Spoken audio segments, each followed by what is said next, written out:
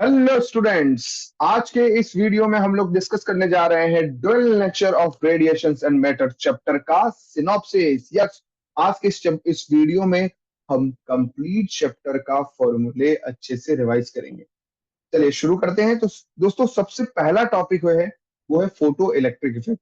My dear, photo electric effect की जब हम बात करते हैं तो फोटो इलेक्ट्रिक इफेक्ट में क्या होता है, कोई भी एक मेटल सरफेस है, उस मेटल सरफेस के ऊपर जब एक सुटेबल फ्रीक्वेंसी की रेडिएशन इंसिडेंट करती है, उस मेटल सरफेस पे सुटेबल फ्रीक्वेंसी की जब रेडिएशन इंसिडेंट करेगी तो उस मेटल सरफेस से कुछ इलेक्ट्रॉन्स बाहर निकलते हैं।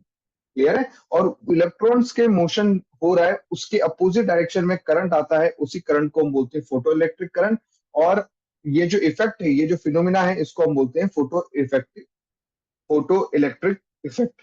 क्लियर है दोस्तों? तो यहाँ पे एक चीज की तो क्लैरिटी आ गई है कि फोटो इलेक्ट्रिक इफेक्ट के अंदर कुछ नहीं, लाइट सरफेस मेटल सरफेस पे हिट करेगी और वहां से कुछ इलेक्ट्रॉन्स बाहर निकलेंगे। क्लियर? अब यहाँ पर एक बहुत ही इंपॉर्टेंट फॉर्मूला जो है वो आता है, that is H nu equal to 5 plus kinetic energy maximum. ये बड़ा इंपॉर्टेंट फॉर्मूला आता है। एच न्यू ये क्या है? वो सुटेबल फ्रीक्वेंसी की रेडिएशन है ना, उसकी एनर्जी है। मतलब वो लाइट के पास होते हैं फोटोन्स, उसमें से एक फोटोन की एनर्जी है एच न्यू। और वो फोटोन किस पे गिरता है? उस मेटल प्लेट पे गिरता है। वहां से इलेक्ट्रॉन वो फोटोन की सारी एनर्जी लेता है। अगर वो एनर्जी उसकी थ्रेशोल्ड एनर्जी मतलब वर्क फंक्शन से ज्यादा है तो वो मेटल सरफेस को लीव कर देगा। मतलब आपकी ये जो सुटेबल फ्रीक्वेंसी है वो कौन सी एनर्जी से ज्यादा ज्यादा होनी चाहिए? थ्रेशोल्ड एनर्जी से ज्यादा होनी चाहिए। अगर हम फ्रीक्वेंसी की बात करें तो वो फ्रीक्वेंसी थ्रेशोल्ड फ्रीक्वेंसी से ग्रेटर होना चाहिए। तो थ्रेशोल्ड फ्रीक्वेंसी का मतलब क्या है? जो मिनिमम फ्रीक्वेंसी चाहिए फोटो इलेक्ट्रॉन्स को एमिट होने के लिए, उसको हम बोलते हैं थ्रेशोल्ड फ्रीक्वेंसी। और वर्क फंक्शन क्या बोलते हैं? वो मिनिमम एनर्जी चाहिए फोटो इलेक्ट्रॉन्स को to emit out from the surface of the metal. Clear? उसको हम बोलेंगे वर्क फंक्शन। तो यहाँ हमारा फॉर्मूला हो जाता है H nu equal to 5 plus kinetic energy maximum, where phi is the work function. और वर्क फंक्शन का फॉर्मूला होता है H into nu naught. Nu naught मतलब होता है थ्रेशोल्ड फ्रीक्वेंसी। इस फॉर्मूले को हमें अच्छे से याद रखना है दोस्तों। यहीं पे मैं आपको बता देता हूं कि काइनेटिक एनर्जी मैक्सिमम जो है वो और किसके इक्वल होता है? This is the maximum kinetic energy. मतलब अगर मान लीजिए 100 एनर्जी हमने दिया है, फोटोन के पास 100 एनर्जी थी, वो इलेक्ट्रॉन उससे गेन करता है, उसमें से थ्रेशोल्ड एनर्जी मतलब वर्क फंक्शन सिर्फ 60 है। तो जो बचा 40 उसके पास में क्या होगा? As a kinetic energy 40 kinetic energy के साथ इलेक्ट्रॉन मूव करेगा। If I want to stop the electron तो मुझे भी कितना पोटेंशियल एनर्जी देना पड़ेगा? 40 देना पड़ेगा। That's why kinetic energy maximum is equal to E into potential stopping potential. Maximum kinetic energy equal to potential energy, and potential energy का formula होता है charge into stopping potential. Clear हो गया दोस्तों? अब माय डियर ये देखिए, यहाँ पर मैं आपको फॉर्मूला इसके रिवाइज करवा देता हूँ, है ना, ताकि ये देखिए। तो सबसे पहला फॉर्मूला जो है हमारा दोस्तों वो है हमारा फोटोन के पास। देखिए यहाँ पे सबसे फर्स्ट फॉर्मूला कि फोटोन के पास कितनी एनर्जी होती है, दैट इज एच न्यू। और एच न्यू को हम लोग लिख सकते हैं एच सी बाय लेमड़ा से। किससे लिख सकते हैं हम? एच सी बाय लेमड़ा से, बिकॉज फ्रीक्वेंसी इक्वल टू होता है सी बाय लेमड़ा। सी मतलब स्पीड ऑफ लाइट, लेमड़ा मतलब वेवलेंथ। और उसका शॉर्टकट भी बना दिया है। ये जो एच इंटू सी है ना, इसको हम लिख सकते हैं 1250 नैनोमीटर इंटू ईवी, है ना। अगर आप ईवी में आपको एनर्जी मिलेगी, और उस केस में आप लेमड़ा को किस में रखेंगे? नैनोमीटर में।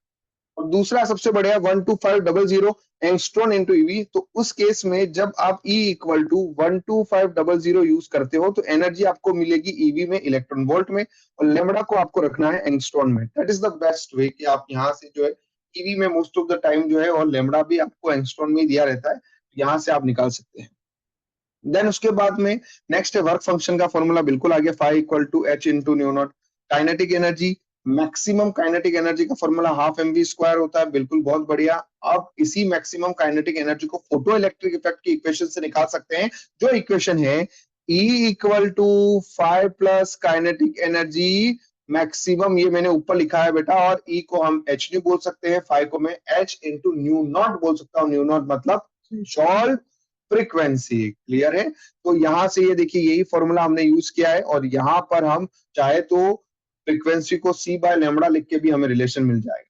तो इसका मतलब क्या होना चाहिए कि आपको फोटो इलेक्ट्रॉन्स को एमिट करना है तो आपकी फ्रीक्वेंसी थ्रेशोल्ड फ्रीक्वेंसी से ग्रेटर होनी चाहिए, और वेवलेंथ के टर्म में बोलेंगे क्योंकि वेवलेंथ के साथ इनवर्स रिलेशन आ रहा है, तो वेवलेंथ जो है वो लेस होनी चाहिए थ्रेशोल्ड वेवलेंथ से, तभी आपका इलेक्ट्रॉन जो है एमिट होगा फोटो इलेक्ट्रिक, वो जो हमारे प्लेट है, मेटल प्लेट है, उससे वो इलेक्ट्रॉन एमिट होगा, अदरवाइज एमिट नहीं होगा। ये दोनों कंडीशन सेटिस्फाई होनी चाहिए। देन उसके बाद में मैंने स्टॉपिंग पोटेंशियल का जैसे बताया, अगर आपके क्वेश्चन में काइनेटिक एनर्जी मैक्सिमम के टर्म में नहीं है, स्टॉपिंग पोटेंशियल के टर्म में है, तो आप इस काइनेटिक एनर्जी मैक्सिमम को E इंटू वी नोट से जो है चेंज कर दीजिए। Kinetic energy maximum equal to potential energy, और पोटेंशियल एनर्जी का फॉर्मूला होता है charge into potential, charge electron का चार्ज E, पोटेंशियल को लिख दिया हमने वी नोट। ये पोटेंशियल रोकने के लिए काम आ रहा है इलेक्ट्रॉन्स को, इसीलिए इसको बोला जाता है स्टॉपिंग पोटेंशियल। क्लियर है दोस्तों? और आप यहां से ये फॉर्मूला हमें मिल जाएगा, ये देखिए, ये हमारा फॉर्मूला था E equal to 5 plus E into V naught, E से डिवाइड कर दीजिए, तो V naught equal to E upon small E minus 5 upon E. Clear है? तो यहां से अगर आपके पास एनर्जी ईवी में है तो सीधा ही पुट कर देना, है ना, एनर्जी ईवी में है सीधा ही पुट कर देना। इवन ये हमारे पास वर्क फंक्शन भी ईवी में है, सीधा पुट कर देना, आपको पोटेंशियल मिल जाएगा वोल्ट में। क्लियर हो गया है ना? द नेक्स्ट जो सेगमेंट है हमारा, उसके पास आते हैं, तो यहाँ से एक चीज और बता देता हूँ, काइनेटिक एनर्जी और मोमेंटम के बीच में रिलेशन होता है P equal to under root of 2me। क्या होता है? P equal to under root of 2me। कैसा है? काइनेटिक एनर्जी का फॉर्मूला होता है P square by 2m, P equal to under root of 2, यहाँ पर ये काइनेटिक एनर्जी का फॉर्मूला, काइनेटिक एनर्जी को अगर E से लिखा तो E equal equal to P square by 2m, तो P equal to under root of 2me, ये फॉर्मूला हमारा बन जाता है। बाकी फॉर्मूले पे भी आऊंगा मैं, उससे पहले देखिए आगे बढ़ते हैं। उससे पहले मैं आपको फोटो इलेक्ट्रिक इफेक्ट से रिलेटेड ही कुछ ऑब्जर्वेशंस बता देता हूँ।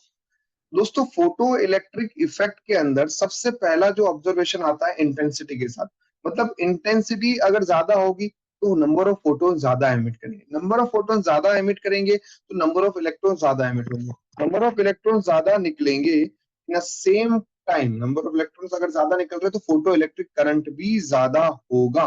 क्लियर है यहाँ तक? फोटो इलेक्ट्रिक करंट भी क्या होगा? ज्यादा होगा। सेकंड आता है इफेक्ट ऑफ फ्रीक्वेंसी। बहुत बढ़िया, यहाँ पर हम स्टॉपिंग पोटेंशियल के साथ ग्राफ बनाया हुआ है, आप ध्यान से देखेंगे यहाँ पर किसके साथ ग्राफ बनाया हुआ है? स्टॉपिंग पोटेंशियल के साथ। तो स्टॉपिंग पोटेंशियल और फ्रीक्वेंसी के बीच में ग्राफ प्लॉट किया गया है। यार दोस्तों आप देखिए, स्टॉपिंग पोटेंशियल और फ्रीक्वेंसी के साथ ग्राफ बोलूं, पहली बात तो यार ये थ्रेशोल्ड फ्रीक्वेंसी होगी तभी इलेक्ट्रॉन निकलेंगे और तभी हमें उसको स्टॉप करना पड़ेगा। तो आपका ग्राफ थ्रेशोल्ड फ्रीक्वेंसी के बाद होगा। जैसे जैसे हम फ्रीक्वेंसी को बढ़ा रहे हैं वैसे वैसे स्टॉपिंग पोटेंशियल भी बढ़ रहा है। द रीजन इज दैट कि अगर फ्रीक्वेंसी बढ़ेगी तो ऑब्वियसली वो जो एक्स्ट्रा एनर्जी होगी वर्क फंक्शन से ज्यादा, वो एज अ काइनेटिक एनर्जी होगी, और इसका मतलब फ्रीक्वेंसी बढ़ रही है तो वो काइनेटिक एनर्जी भी बढ़ रही है, तो उनको रोकने के लिए हमें पोटेंशियल एनर्जी भी ज्यादा देना पड़ेगा, तो उस केस में स्टॉपिंग पोटेंशियल भी ज्यादा लगेगा। तो फ्रीक्वेंसी के साथ स्टॉपिंग पोटेंशियल का लीनियर रिलेशन है माय डियर, ये याद रखना है। देन यहाँ पर effect of intensity, frequency and potential, इन तीनों का साथ में एक और ग्राफ दिया हुआ है। ये ग्राफ में आप देखिए, अगर मैं करंट का ग्राफ बनाता हूं स्टॉपिंग पोटेंशियल के साथ, तो एक चीज यहाँ पर अगर मैं डिफरेंट डिफरेंट अलग अलग जो है, अगर हम बोल सकते हैं कि फ्रीक्वेंसी डिफरेंट डिफरेंट हो लेकिन इंटेंसिटी सेम हो। क्या बोला मैंने? फ्रीक्वेंसी डिफरेंट डिफरेंट हो लेकिन इंटेंसिटी क्या हो? उसकी सेम हो। तो क्या स्टॉपिंग पोटेंशियल चेंज होगा? बिल्कुल चेंज होगा, क्योंकि स्टॉपिंग पोटेंशियल डिपेंड करता है फ्रीक्वेंसी पे। जिसकी फ्रीक्वेंसी ज्यादा होगी उसका स्टॉपिंग पोटेंशियल उतना ही ज्यादा होगा, उतना ही नेगेटिव में ज्यादा होने वाला है। क्लियर है? और जैसे यहाँ तीन ग्राफ दिख रहे हैं, V1 आपका, V1 जो है stopping potential, V2 stopping, V3 stopping potential, तीनों में V1 V2 V3 में जो V3 वाला है उसका फ्रीक्वेंसी सबसे ज्यादा है, दैट्स व्हाई उसको रोकने के लिए हमें स्टॉपिंग पोटेंशियल भी ज्यादा लगाना पड़ा। क्लियर? इन अ सेम वे अगर हम बात कर रहे हैं कि इंटेंसिटी डिफरेंट कर देते हैं, फ्रीक्वेंसी सेम रख देते हैं, तो क्या स्टॉपिंग पोटेंशियल सेम होगा? एब्सोल्युटली स्टॉपिंग पोटेंशियल सेम होने वाला है, क्योंकि स्टॉपिंग पोटेंशियल डिपेंड किस पे कर रहा है? फ्रीक्वेंसी पे डिपेंड कर रहा है, इंटेंसिटी पे नहीं। यस, नो डाउट, अगर आप इंटेंसिटी को बढ़ा रहे हैं तो उसका करंट बढ़ जाएगा, जितना हाई इंटेंसिटी होगा उतना ही ज्यादा करंट होगा। क्लियर? तो ये हमारे को यहां से समझ में आया। एंड देन यहाँ पे हमने इक्वेशन तो लिख ही दिया है। ये देखिए फोटो इलेक्ट्रिक इफेक्ट का इक्वेशन है और इसी को हम आइंस्टाइन फोटो इलेक्ट्रिक इफेक्ट का इक्वेशन बोलते हैं।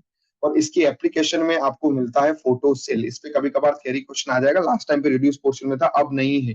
और ये किस लिए काम आ रहा है? ये लाइट एनर्जी को इलेक्ट्रिकल एनर्जी में कन्वर्ट करने के लिए हम फोटो सेल का यूज करते हैं। लाइट एनर्जी को इलेक्ट्रिकल एनर्जी में कन्वर्ट करने के लिए हम फोटो सेल का यूज करते हैं दोस्तों।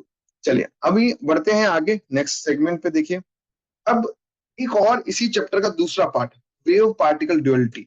मतलब जो हमारे पास में लाइट वेव है उसके पास दोनों नेचर होते हैं, वेव नेचर भी होता है और पार्टिकल नेचर भी होता है। और ये बात हमारे डी ब्रोगली भैया ने बोली, क्योंकि यार क्या हो रहा है कि आइंस्टाइन तो बोल रहा है कि वेव नेचर है, और हमारे अगर हम बात करें पार्टिकल नेचर जो है, प्लैंक जो है वो बोल रहे हैं पार्टिकल नेचर है। तो डी ब्रोगली ने क्या बोला, चलो यार मांडवली करते हैं, दोनों नेचर होते हैं। उन्होंने क्या किया, यहाँ से एक फॉर्मूला दे दिया। आइंस्टाइन भैया की इक्वेशन थी E equal to M C square, और वहीं पे उन्होंने बोला प्लैंक ने E equal to H nu. यहां से उन्होंने अपना इक्वेशन बनाया E equal to M C square equal to H. इसको लिख दिया C बाय लेमडा, C से C कैंसिल हुआ, एम सी मतलब momentum of photon that equal to H by lambda. यहाँ से हमें लीनियर मोमेंटम का एक इक्वेशन मिलता है that equal to H by lambda, और that equation is known as the de Broglie's linear momentum. ये क्या है? De Broglie's linear momentum P equal to H by lambda. इसको हम चाहे तो वेवलेंथ को देखेंगे तो इसको बोलेंगे de Broglie's wavelength lambda equal to H by P. और यहीं पे हम एक और बात बोल देते हैं, क्योंकि उन्होंने बोला है कि देर आर सम पार्टिकल जैसे इलेक्ट्रॉन्स हो गया, या कुछ स्मॉल पार्टिकल जैसे चार्ज पार्टिकल, इलेक्ट्रॉन, प्रोटॉन्स, इनसे एसोसिएट भी वेव होती है, उसको बोलते हैं मैटर वेव। तो जो भी पार्टिकल लेते हो, जो भी आप एक्सेलरेटेड पार्टिकल लेते हो, उनका मोमेंटम आप यहाँ पे रखिए। जैसे अगर इलेक्ट्रॉन है तो इलेक्ट्रॉन का मोमेंटम एम वी हो जाएगा, वी मतलब वेलोसिटी ऑफ इलेक्ट्रॉन, एम मतलब मास ऑफ इलेक्ट्रॉन आ जाएगा।